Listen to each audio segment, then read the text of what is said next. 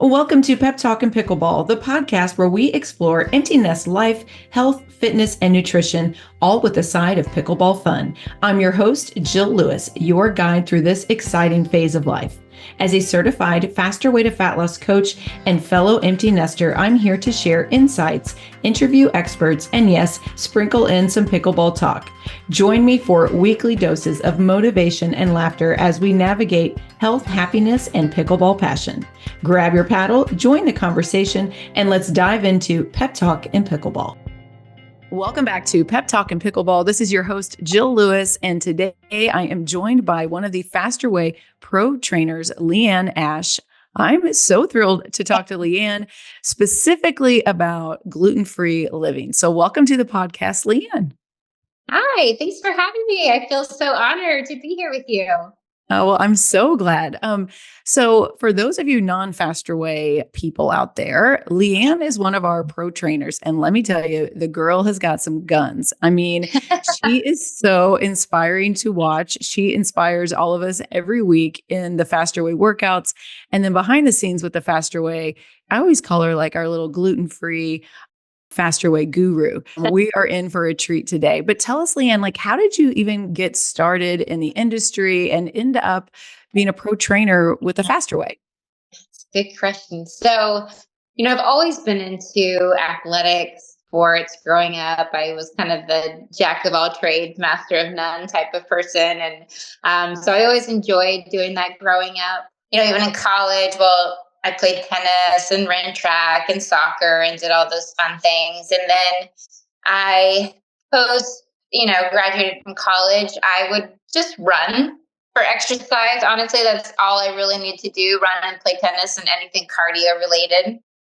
And so it was kind of along a journey of just not feeling my best and probably having way too much sugar in my life and having a bit of candida and struggles. And I went through a season where, I was like, I just don't feel good. And I wanted to change that, obviously, because it was affecting my relationships. It was affecting my day to day.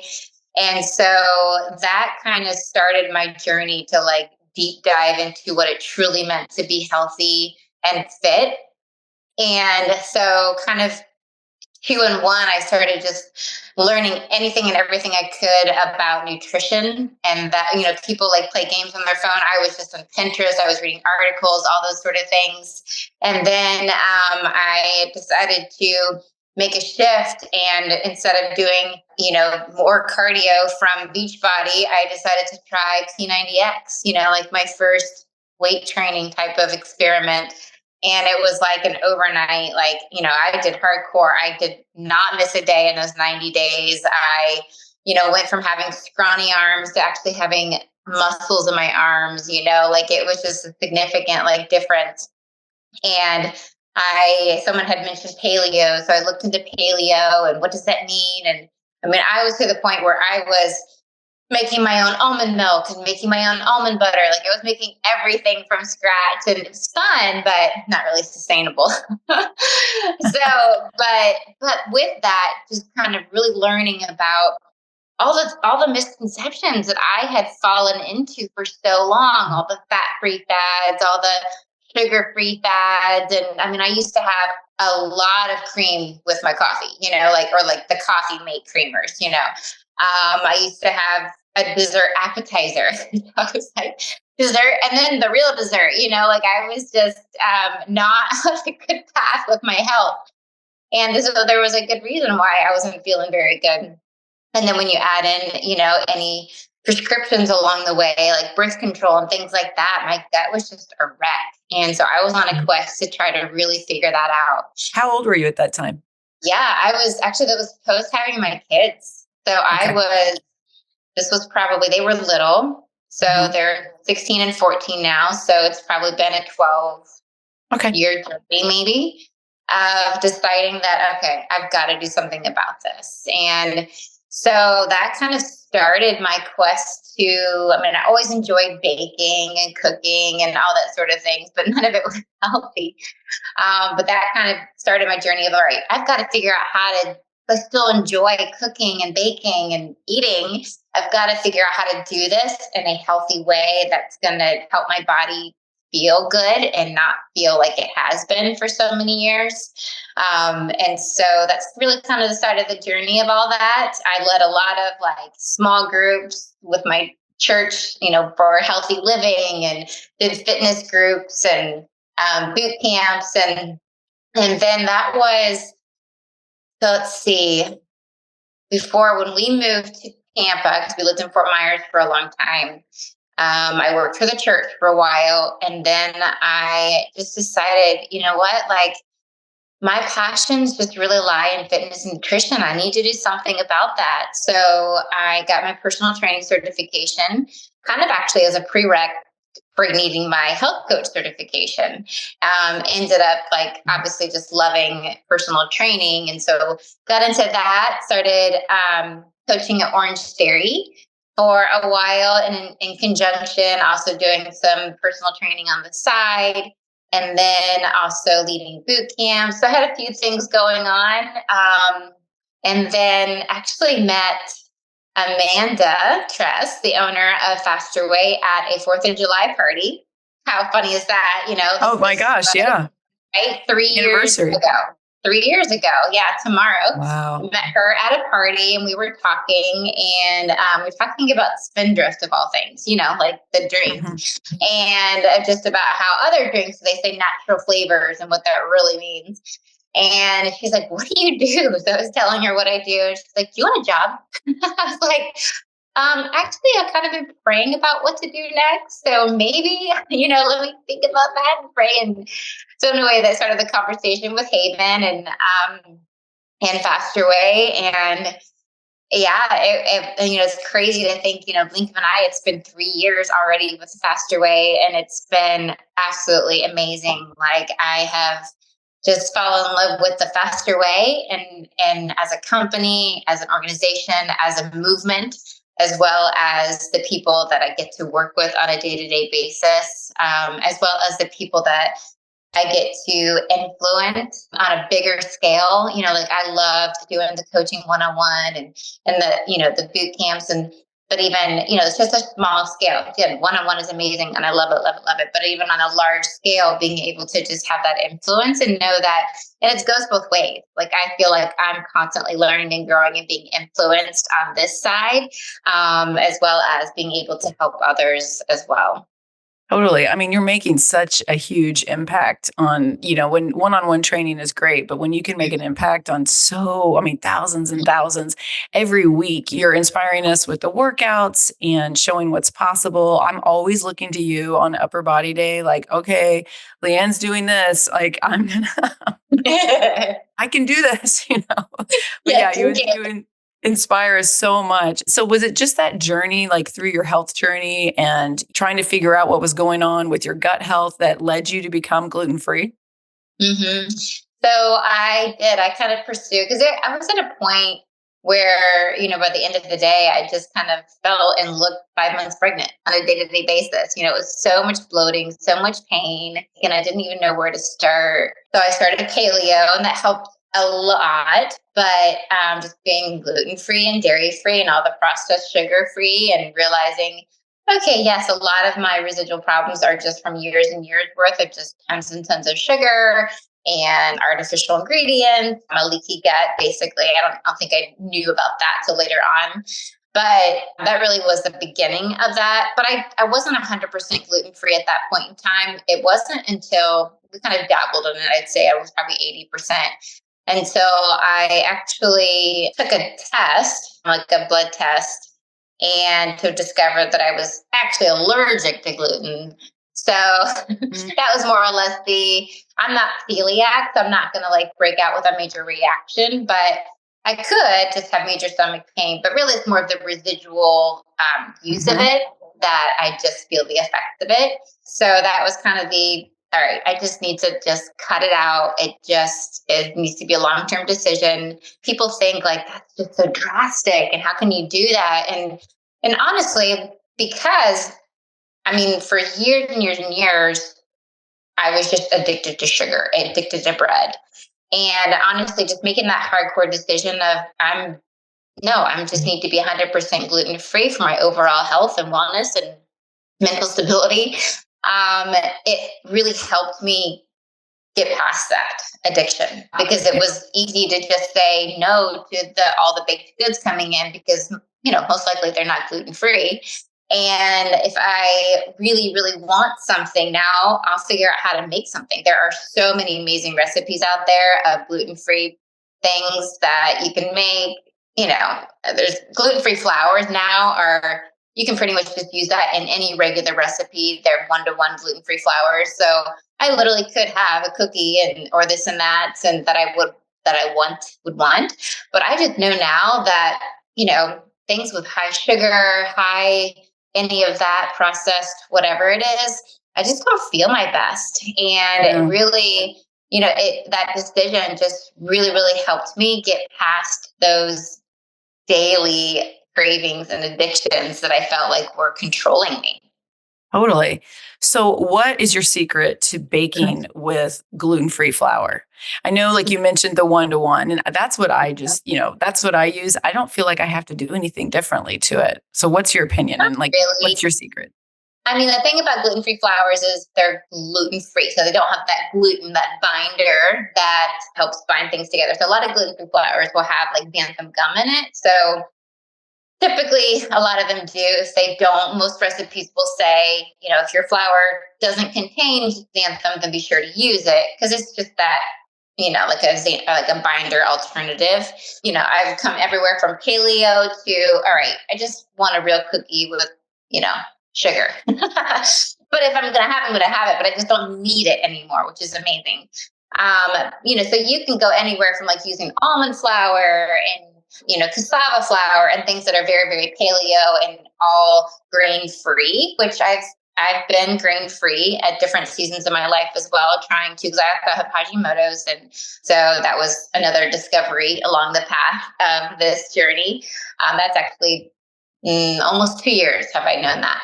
But that was quite an awakening, but it explained a lot of things. But so basically you can, stay very, very clean, very, very paleo and do a lot of those things. And that baking, there's a lot less give with that. Like you pretty much have to follow those recipes. You can't just say, oh, I don't have almond flour, I'm going to use coconut flour. Doesn't work that way. Those flours are completely different. Almond flour is very moist. Coconut flour is very dry. You have to use a lot more liquid. So when you're paleo baking, you got to follow the recipes. That's good advice right there. I like that. Okay. So what is one of your go-to gluten-free recipes for somebody that's just starting out? So for everyone listening, if you're not in the faster way, you may not know this, but we recommend our clients try living gluten and dairy-free for 6 weeks. Not everybody does it, but the ones that do, I can tell you, they feel so much better. They feel less bloating, less inflammation, and inflammation rears its ugly head in numerous ways. Could just be joint pain, could be headaches, could be it runs the gamut. But we do try to get our new clients to live that way for 6 weeks, see how they feel. If they don't feel any different, then slowly add it back in if you'd like. But for sure, we recommend it. So what's a recipe that you're like, okay, somebody that's just starting out, what's a good one? I was thinking about that. And, there are so many of my favorites, but I was thinking as far as one that anyone can do, and you're not stuck with something that you have a lot of that you don't really like, and you've probably seen, I've shared it, it's the magic flax muffin.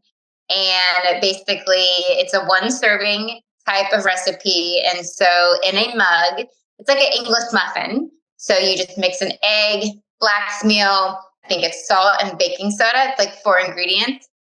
I have to give you the exact amount. And then you mix it in a mug and then you microwave it and then you slice it in half, you toast it, and you can make like an egg sandwich. I mean, it's so delicious and it's so easy and you don't feel like you're missing out. It's 1 egg, 4 tablespoons of flax meal. So that's the ground flax, and 1/4 teaspoon baking powder. It's actually 3 ingredients. So you spray the mug, you mix all those ingredients together in the mug, and you microwave for a minute.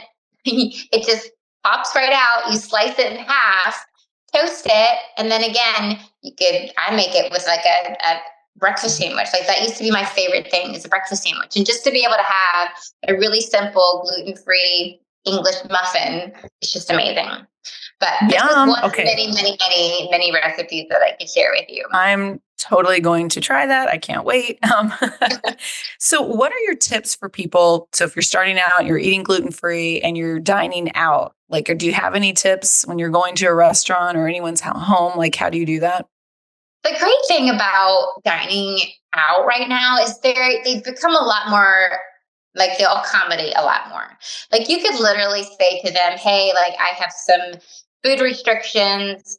I am gluten free. And they'll tell you, like, hey, like, we can't promise that this is gluten free, like, could cross contaminate. And that's what they'll always say to me. And I'm like, that's fine. I'm not celiac, but I just can't have it. Whereas if someone is celiac, they need to go to a kitchen that does not cross contaminate, but they're usually pretty good at that. And so for example, I honestly feel like it's so easy to eat gluten free at a restaurant because, obviously the bread that they bring out, I just don't eat it. You can have corn tortillas instead of flour tortillas. You can get the burger without a bun. You can have all the potatoes, all the rice, all those sort of things are still gluten free. And so I don't feel like I'm missing out, at all. Pizzas, so many restaurants have gluten-free pizza crusts now.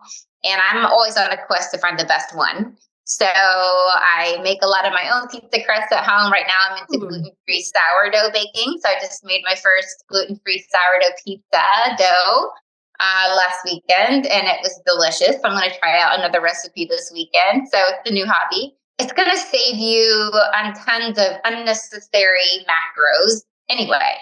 Not to say that, let's say you do want just the real deal hamburger that you can hold in a bun. I mean, there are times for that, honestly. And there are places that have gluten-free buns, but to be honest, they're not that great at the restaurant. I'd rather just have it in a lettuce wrap and then, use all those carbs for sweet potato fries or something.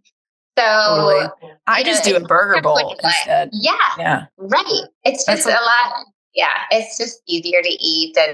But eating out isn't that challenging anymore to be gluten-free. As long as you just are able to clarify whether or not you're sensitive or you're just, following a certain restriction right now, or if you're celiac, then that makes a big difference too. But absolutely. Yeah. And as far as eating out at friends' houses, I think, and I've been doing this for so long, probably 6 years, 100% gluten-free. And it's just, people typically ask, and I know to ask now because of my restrictions, like, are there any restrictions, anything that you don't like or that you can't eat? And so we always just say gluten-free. And people sometimes if people have not ever been down that road before, they're like, what to do, like looking up all these recipes and everything like that, where I'm like, it's super simple. Chicken, rice, broccoli. That's gluten-free, So yeah, it's actually quite easy. You don't have to bake for me. You don't have to do anything crazy. No. Yeah, exactly. And, going out to dinner, I mean, you can get a filet, you can get a baked potato and a vegetable and be absolutely stuffed. And it's absolutely. And you're not going to feel like you're missing. Like, a lot of their dishes are made with rice noodles, or egg noodles. So it's not like you're really missing out on the whole noodle experience. Just ask what the noodles are made out of. And again, a lot of places, even now on their menus, have the little GF symbol next to it, which is just so nice. And when people are, when they make that clear and they're extra accommodating, and honestly, it's very sweet to me. I remember when we were in Costa Rica a few months ago, and I felt like they were extra accommodating. I was like, do you have anything gluten-free? They're like, oh yeah. They brought out gluten-free bread for me and everything like that. I was like, you are nice. I would definitely enjoy being here all the time. Yeah. But I think it's just owning it and not feeling like, because I don't feel deprived. I think so getting to that point, embracing that, like if you choose to be gluten-free, or even if it's just for the 6 week, for the new client program or for whatever season that is, it's almost like a adventure. And when I was grain-free, that made the adventure even more intense. How can I create these opportunities to enjoy what I'm eating? Because you still have to look forward to what you're eating and look forward to what you're planning. And I mean, I like to eat. Maybe not everyone does, but I look forward to what I'm about to eat. So, so I'm always planning. Okay, what can I have? What are my options? Looking at menus ahead of time is a game changer. See what your options are. Again, going to a friend's house, just letting them know, hey, I'm gluten free. That doesn't have to be anything crazy. Don't worry about it. Just super simple. I think just things like that is just helpful. If we're entertaining and I have a dessert, I always have some of our guy friends love to give me a hard time about the gluten-free stuff. And they're always like, oh, is this some gluten-free dessert? And da da da da. And I'm like, you eat that cookie and you tell me if you could tell. Or a lot of times, like, I won't even say anything if I take it to someone else's. And they're like, oh, I loved that. That was so delicious. And I'm like, oh, thanks. That was gluten-free. Uh-huh. Yeah. Yeah. My kids will ask that because with Mom's is gluten-free. Like, yes, but it's fine. Just try it. And because they always ask that as a disclaimer, thinking it's not going to be good. But you're 100% right. Like, people just don't give it a chance because honestly, I guess gluten-free has a bad rap because, for a long time, when you're stripping one thing from a product and you have to put in other things to make up for the lack of flavor. But gluten-free products have come a long way, but I still would encourage you to, if you're buying a pre-made box, gluten-free product, to read the labels because it does not need to have 20 ingredients in it. Simple Mills is a great brand that uses all gluten-free products and doesn't use artificial stuff, which is just so relieving.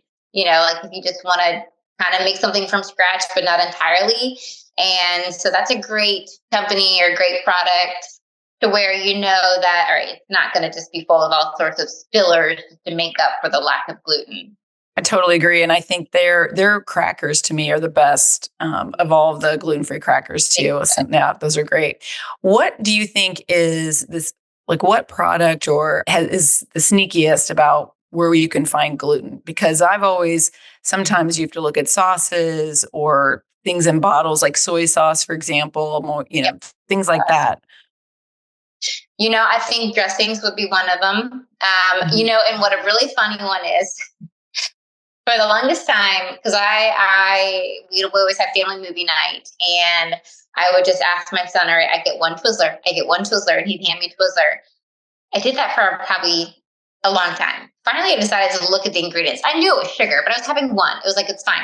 It has wheat in it. I was like, you gotta be kidding me. Why is there wheat in Twizzlers? I'm so mad. And so I would have never knew that. I'm not a Twizzler eater, but that is hilarious. I had no idea. I know. So it's little things like that, honestly. Like, I mean, looking at the front, sometimes they're getting better at labels. Like, yes, it's gluten-free GF. But to be able to flip things over and actually dive a little deeper. And some of them will say, allergens, which will say processed in a wheat factory. So again, it could be that cross-contaminated, and you have to decide, like oats, for example. So oats are inherently gluten-free. They are, but not all glutes are certified gluten-free. Oats are certified gluten-free because of maybe the place where they're made. So again, if you're celiac, make sure they say certified gluten-free. If you're not celiac, then buy the cheaper one. Yes, totally. That's what we do. Exactly. So for something to be gluten-free on a product in the grocery store, it has to have the GF, the little gluten-free, has to say it on there for you to know 100%? Or do you just have to look at the ingredient list and make sure that it doesn't say wheat or something like that in there? I mean, again, if it says GF on the outside, like that's a mandate. Like I trust that it's gluten-free. Mm-hmm. If it doesn't have that, but I'm assuming it probably is, it's just not certified gluten-free, then that's when I would just flip it over and just see where the gluten might be. Like if it has wheat in it anywhere, and if it doesn't, and it just says under allergens may contain wheat, then that's the decision. Or am I going to test it out? Am I going to just be okay with the fact that it doesn't actually contain any wheat or gluten ingredients, but it might be cross-contaminated? That's where that is. Gotcha. So my kids are, now they're all in their 20s, but two of them are gluten-free. I tend to eat gluten-free. I feel better that way. And my mother is like 100% gluten-free. I have some cousins that are celiac. So it's a thing in our family. Yeah, like it is a thing, and we're very aware. And if there's family gatherings, I mean, you can bet everything is super labeled and we've got choices. Nice. And so it's so natural for me to do it. I'm curious about your family, like your kids, are they gluten-free? How do you handle that in your family? So my husband is as well. He's never been tested, but he just knows, like when he cut out bread for way back when I was doing the paleo and I read the wheat belly and all that sort of thing, I was like, you should just read this and just see. So he read or he listened to like the Cliff Notes version. He's like, all right, I'll try it out. But up until that point, he was like, I'm a guy, I'm going to eat whatever I want. And so he decided to like cut it out in like, a month, he lost like 10, 15 pounds because of just like the drastic difference. And so again, he dabbled in it for a while with me. And then at one point in time, we both just decided, all right, we're just going to be 100% gluten-free. And so he is as well, just because he knows he feels better without it, regardless of what a test might or might not say. Our boys are not gluten-free. There was a time when my youngest was just struggling with some gut issues that we tried gluten-free. But at that point in time, it was so new to me. I wasn't gluten-free and I was doing all the boxed processed crud, and it was just an expensive disaster. I'll just say that. And I don't know as though that helps because we were doing soy and all sorts of things. Not a good season, but they are not gluten-free. Not to say that they don't have a lot of gluten-free things. So in our home, we definitely have both. They're not at this point where I feel that they need to be, because that is not how I brought them up. Mm-hmm. So to undo things like that is very challenging when they're 16 and 14. But I do use a lot of, I'll make a lot of like the sourdough breads, like they'll eat that. And a lot of the things that I make are gluten-free. I don't announce it to them. They just eat it and they love it and they're going to be fine, so. But totally. I wouldn't say it's a normal thing in the rest of my family. I would say just in my immediate family right here, is that something that we do. Gotcha. Okay. So for all the Faster Way clients out there, I'm sure they want to know, spill the tea. Is everybody in the Faster Way HQ also gluten-free? No. No, I am, I think, the only one 100% gluten-free. Yes. So, there's a lot of people that are somewhat gluten-free. But I think I'm the only one that's 100% gluten-free again, for mostly health reasons. And I just know I feel my best that way. Totally. There's a few that know that they should be gluten-free, but they haven't made that decision to cross over yet for whatever reason. So I'm just encouraging them to make that healthy choice when they're ready, and I'm here to help support them. But everyone in the office really enjoys all the gluten-free things that I make. Yes, just the other day I brought in gluten-free pumpkin sourdough muffins. They were gone. They just don't last. And okay. That sounds so good. Sourdough, if anyone's wondering, it is less gluten because of the fermentation process, but it's not gluten-free. And honestly, I probably would not feel of necessarily anything if I ate regular sourdough. I'm just choosing not to, because for me, it'd be a slippery slope.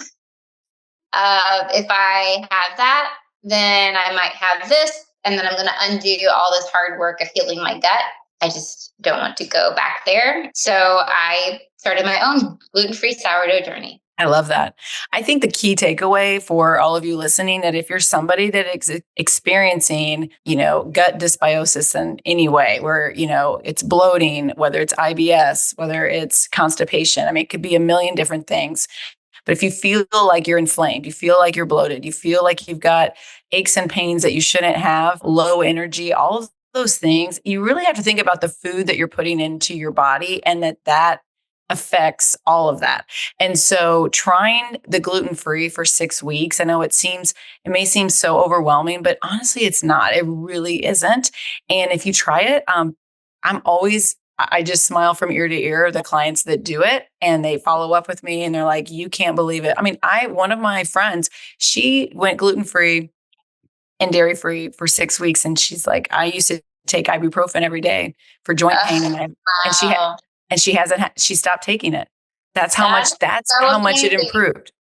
That in itself is like, will keep me shouting it from the rooftops because, food is medicine. And if we just keep putting in toxins in the body, things that cause us to be uncomfortable at some point in time, like Stephen Cabral always says, the rain barrel is going to overflow. And then, you're going to have all this dis-ease of the body that's going to rear its ugly head. So absolutely. And when you are, like giving it a chance to be gluten-free and potentially also dairy-free as well, but then also all the sugars and processed things. And that's what we do in the 6-week round of gluten-free, and encourage you even in VIP, but giving that a chance. And because you won't feel deprived at all, because in the faster way, we're not deprived. We eat a lot of amazing food. And yeah, you might not have that piece of bread that's just, a filler, but you're going to have like a baked potato or a sweet potato or a bowl of rice, like that is filling and satiating and delicious.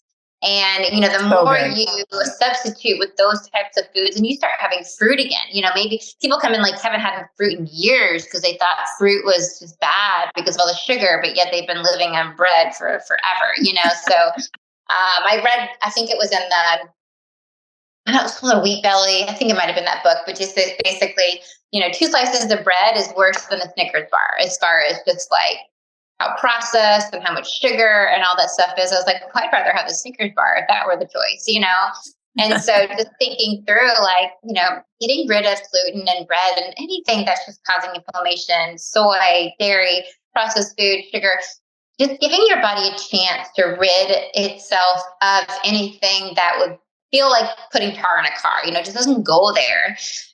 You're not going to run as effectively. You're not going to thrive as well. Just giving it a chance, like your friend, and then feeling like, okay, that actually felt amazing. And it wasn't that hard. And all right, I'm going to keep living this because I'm a whole new person. Yes, totally. Totally. Well, LeAnne, thank you so much. This flew by. I am so inspired. I'm going to try that recipe. And I know all of the Faster Way clients just appreciate you and all of the inspiration that you give us. Keep those recipes coming in the Faster Way app for us. Thank you so much for having me. It was such a pleasure. All right. Thanks, LeAnne. Bye. Bye. Got pickleball FOMO? Don't you worry. I've got you covered. Whether you are new to the sport or looking to up your game, I'm here to help. Hey, Empty Nesters, as a nutrition and fitness coach who's totally obsessed with pickleball, I've put together a free Pickleball 101 guide just for you. In this guide, you will discover the basics of the game. I'm going to simplify the rules for you. I'm going to give you some nutrition tips to fuel your matches and workout routines that are specifically tailored to pickleball, and some more insider secrets to help you ace on the court. Ready to join the pickleball craze and stay fit while having a blast? Click on the link in today's show notes to grab your free pickleball guide.